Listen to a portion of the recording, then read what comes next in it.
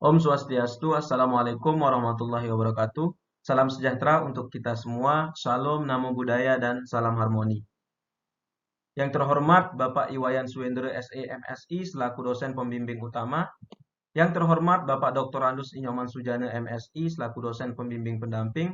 Dan yang terhormat Bapak Kadek Rai Suwena SPD MPD selaku dosen penelaah. Pada kesempatan kali ini, saya akan mempresentasikan proposal saya yang berjudul Pengaruh Pembangunan Taman Olahraga Madani terhadap Kondisi Ekonomi Masyarakat di Desa Selebung, Kabupaten Lombok Tengah. Namun sebelum itu, izinkan saya memperkenalkan diri terlebih dahulu. Nama saya Samsul Rizal dengan NIM 181701109 dari Program Studi Pendidikan Ekonomi.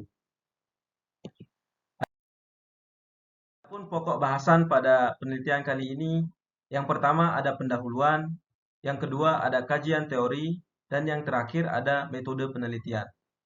Pada pendahuluan terdapat beberapa poin seperti latar belakang masalah, identifikasi masalah, pembatasan masalah, rumusan masalah, tujuan penelitian, dan manfaat penelitian. Pada poin kajian teori terdapat beberapa poin seperti kajian teori, penelitian terdahulu, kerangka berpikir, dan hipotesis penelitian. Dan yang terakhir, metode penelitian. Terdapat beberapa poin seperti rancangan penelitian, tempat dan waktu penelitian, populasi dan sampel, definisi operasional variabel, jenis dan sumber data, teknik pengumpulan data, instrumen penelitian, dan yang terakhir teknik analisis data. Kita beranjak ke latar belakang. Ada beberapa alasan yang melatar belakangi dan menjadi dasar pijakan saya mengapa saya memilih tema ini sebagai penelitian saya.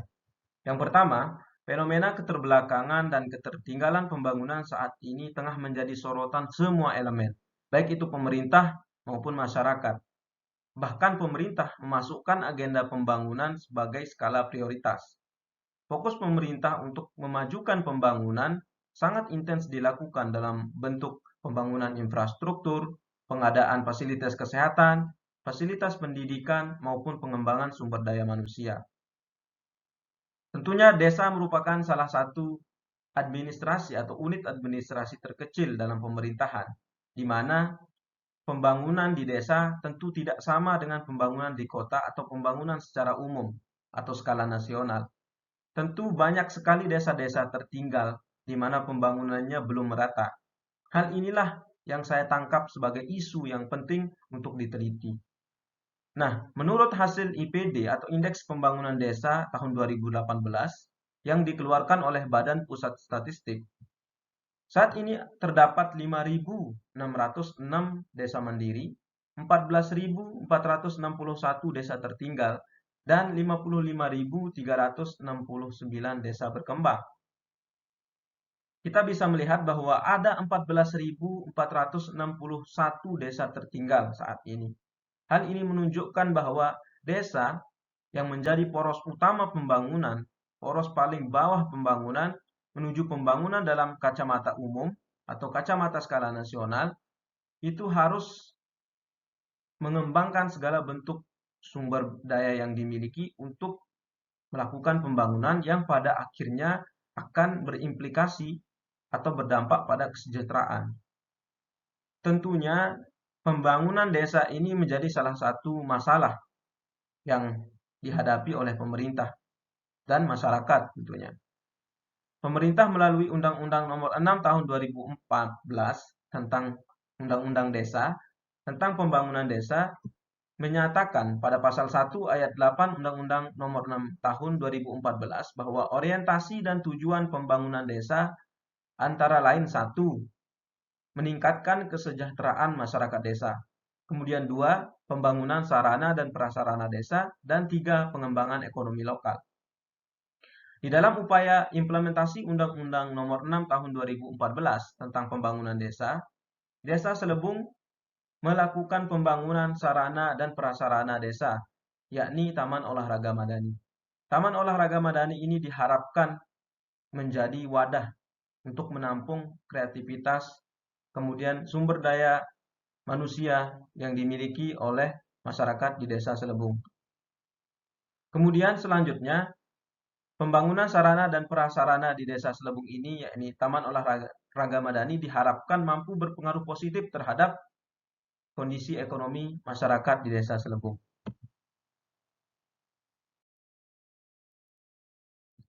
Selanjutnya, identifikasi masalah.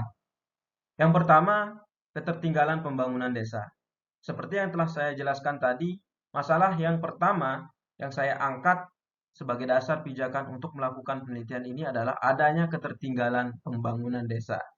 Kemudian yang kedua, masyarakat sekitar mendirikan warung-warung di sekitar lokasi dalam rangka menjual makanan dan minuman serta kebutuhan lainnya setelah pembangunan Taman Olahraga Madani ini dilakukan.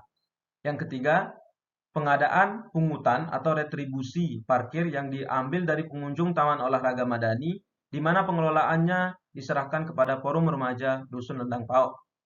Yang keempat, munculnya penerimaan pendapatan dari sewa lapangan yang dananya masuk ke kas pemerintah Desa Selebung.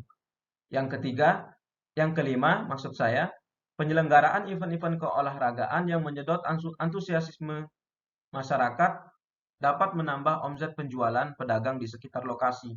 Dan yang terakhir, sebagian masyarakat yang sebelumnya tidak pernah melakukan kegiatan berdagang, akhirnya bisa melakukan kegiatan berdagang karena adanya pembangunan Taman Olahraga Madani tersebut.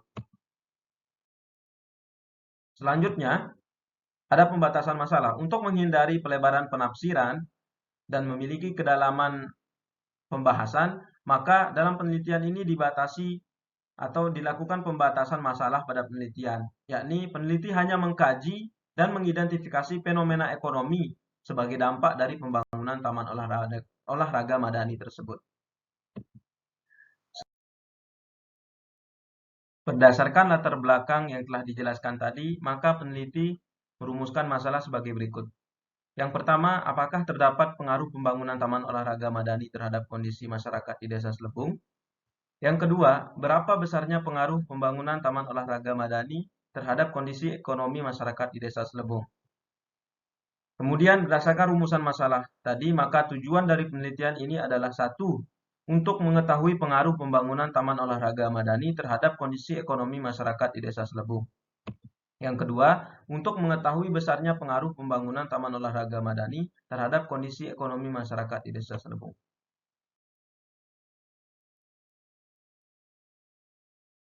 Selanjutnya, adapun manfaat penelitian ini, yang pertama ada manfaat teoritis.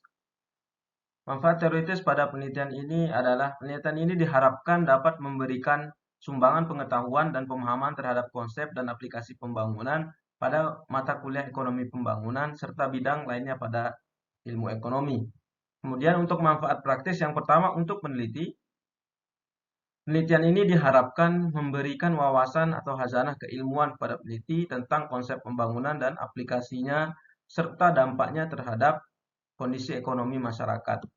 Kemudian yang ketiga, manfaat praktis untuk masyarakat. Peneliti berharap masyarakat dapat mengetahui informasi mengenai kondisi ekonomi masyarakat akibat dari pembangunan Taman Olahraga Madani tersebut.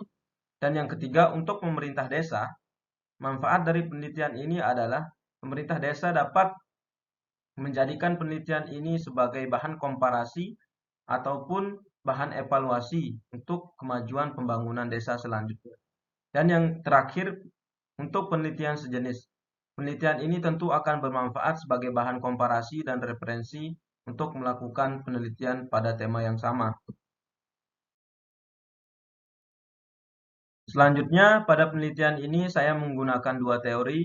Yang pertama, teori dari Segian yang menyatakan bahwa pertumbuhan ekonomi tidak dapat dipisahkan dengan pembangunan. Hal ini menunjukkan bahwa pembangunan dapat menyebabkan pertumbuhan ekonomi dan pertumbuhan akan terjadi sebagai implikasi dari pembangunan. Berdasarkan penjelasan tersebut, jelas bahwa pembangunan merupakan salah satu faktor yang mempengaruhi pertumbuhan ekonomi atau kondisi ekonomi. Kemudian teori yang kedua dari Irawan tahun 2022 yang menyatakan bahwa dengan adanya pembangunan ekonomi, maka output atau kekayaan suatu masyarakat atau perekonomian masyarakat akan bertambah. Begitupun juga dengan kegiatan di dalamnya. Selanjutnya, penelitian terdahulu. Yang pertama, ada penelitian dari Kurnia Sukmatari tahun 2020, di mana hasil penelitian beliau menunjukkan bahwa implikasi yang diperoleh masyarakat desa Petir cukup signifikan, mulai dari jalan yang semakin ramai sebagai jalur alternatif, harga tanah yang semakin naik, adanya peluang untuk membuka usaha dan juga ganti rugi pemerintah yang cukup banyak. Kemudian yang kedua ada dari Mia Febriza Ramadanti tahun 2019, di mana pembangunan infrastruktur desa di desa seberang Taluk Hilir Kecamatan Kuantan Tengah memberikan dampak sosial ekonomi dalam kategori cukup baik. Hal ini dapat diketahui dari persentase rata-rata kualitatif yang berada pada skala 69,49%. Kemudian penelitian ketiga datang dari Zupi Adriani Sagala tahun 2019, di mana hasil penelitiannya pertama, panjang jalan mempunyai pengaruh secara signifikan terhadap kesejahteraan masyarakat di Labuhan Batu Utara. Kedua, sumber daya alam berpengaruh signifikan terhadap kesejahteraan masyarakat di Labuhan Batu Utara. Dan yang terakhir adalah penelitian dari Fatma Rizky Azizah dan Abdur Rofi tahun 2017, di mana hasil penelitiannya sebagian besar penduduk di sekitar Jogja Bay Waterpark yaitu 67,9% merasakan dampak atau perubahan oleh pembangunan Jogja Bay. Perubahan kondisi ekonomi penduduk Wardo Martani tidak terlalu signifikan. Selanjutnya, kerangka berpikir. Dalam menyusun penelitian ini, tentunya peneliti merumuskan kerangka berpikir di mana variabel X atau variabel bebas pada penelitian ini adalah pembangunan taman olahraga madani yang ditunjukkan oleh beberapa indikator. Yang pertama, kapasitas aparatur dan jangkauan pelayanan publik. Yang kedua, kekayaan dan keuangan desa, dan seterusnya. Kemudian untuk variabel terikat atau variabel independen, yakni kondisi ekonomi masyarakat, di mana indikator yang digunakan adalah pendapatan dan yang kedua kepemilikan harta bergerak dan tidak bergerak. Yunan di 2018 dan Basrawi Juariah tahun 2010. Kemudian setelah merumuskan kerangka berpikir dan atas dasar kerangka berpikir itu, maka peneliti merumuskan hipotesis. Pertama, HO, tidak ada pengaruh pembangunan taman olahraga madani terhadap kondisi ekonomi masyarakat di Desa Selebung. HA, ada pengaruh pembangunan taman olahraga madani terhadap kondisi ekonomi masyarakat Desa Selebung, Kabupaten Lombok Tengah. Selanjutnya, metodologi penelitian. Yang pertama adalah rancangan penelitian. Penelitian ini merupakan penelitian kausalitatif, yakni penelitian yang menjelaskan hubungan sebab akibat antara variabel bebas atau independent variable dengan variabel terikat atau dependent variable. Penelitian ini dilakukan di Desa Selebung, Kabupaten Lombok Tengah, di mana variabel bebas pada penelitian ini adalah pembangunan taman olahraga madani dan variabel terikat pada penelitian ini adalah kondisi ekonomi masyarakat.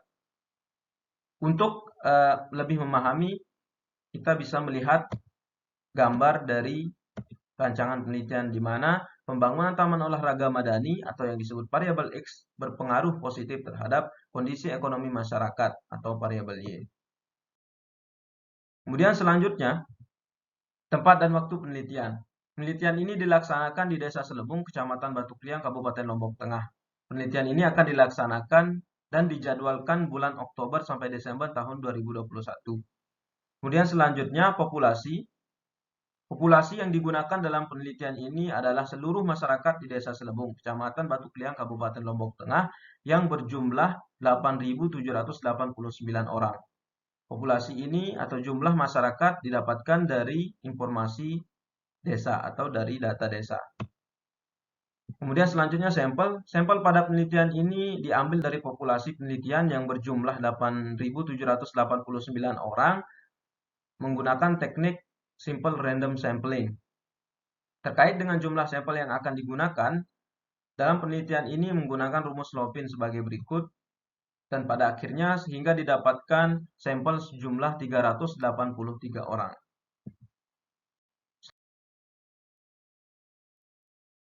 Selanjutnya, definisi operasional variabel. Dalam menyusun penelitian ini, peneliti menggunakan definisi operasional variabel atau mendefinisikan masing-masing dari variabel yang digunakan, baik itu variabel bebas maupun variabel terikat. Di mana di sini variabel bebas pada penelitian ini adalah pembangunan taman olahraga madani, bisa juga disebut X atau variabel X, di mana definisi pembangunan merupakan suatu proses perubahan yang dilakukan secara sadar dan terus-menerus, serta berorientasi pada perubahan dan pertumbuhan untuk mencapai tujuan kemajuan dan perbaikan hidup yang lebih baik. Adapun indikator yang digunakan adalah 1. Kapasitas aparatur dan jangkauan pelayanan publik, 2. Kekayaan dan keuangan desa, 3. Sarana perekonomian desa, 4. Sarana transportasi dan telekomunikasi, 5. Kelembagaan dan partisipasi masyarakat di desa, 6. Kesejahteraan masyarakat, 7. Pendidikan masyarakat, 8. Kesehatan masyarakat, dan terakhir kesejahteraan masyarakat. Sedangkan untuk variabel terikat atau variabel dependent atau variabel Y, yakni kondisi ekonomi masyarakat, di mana definisinya adalah keadaan ekonomi adalah suatu kedudukan yang secara rasional dan menetapkan seseorang pada posisi tertentu dalam masyarakat. Pemberian posisi ini tentu juga diikuti oleh seperangkat hak dan kewajiban yang harus dimainkan oleh si pembawa status. Akan tetapi pada variabel dependent ini menggunakan indikator yang pertama pendapatan rumah tangga dan yang kedua kepemilikan harta bergerak dan tidak bergerak. Selanjutnya, jenis dan sumber data. Adapun jenis data pada penelitian ini adalah kualitatif atau data kualitatif. Data kualitatif merupakan data berupa pertanyaan atau pernyataan yang diperoleh dari responden. Kemudian untuk sumber data pada penelitian ini adalah data primer dan data sekunder. Adapun untuk teknik pengumpulan data, peneliti menggunakan dua teknik, yakni yang pertama kuesioner dan yang kedua teknik dokumentasi. Untuk instrumen penelitian, peneliti menggunakan uji validitas dan uji reliabilitas. Yang terakhir adalah teknik analisis data. Pada bagian ini, peneliti menggunakan uji asumsi klasik dan uji hipotesis, di mana uji asumsi klasik yang digunakan oleh peneliti adalah uji normalitas dan uji linearitas. Sedangkan untuk uji hipotesis, peneliti menggunakan uji T, koefisien determinasi, dan uji regresi linear sederhana. Sekian presentasi yang dapat saya sampaikan. Mohon maaf apabila dalam penyampaian presentasi terdapat salah kata. Akhir kata, saya ucapkan terima kasih atas perhatiannya. Saya tutup presentasi ini dengan mengucapkan Parama Santi. Om Santi Santi Santi Om.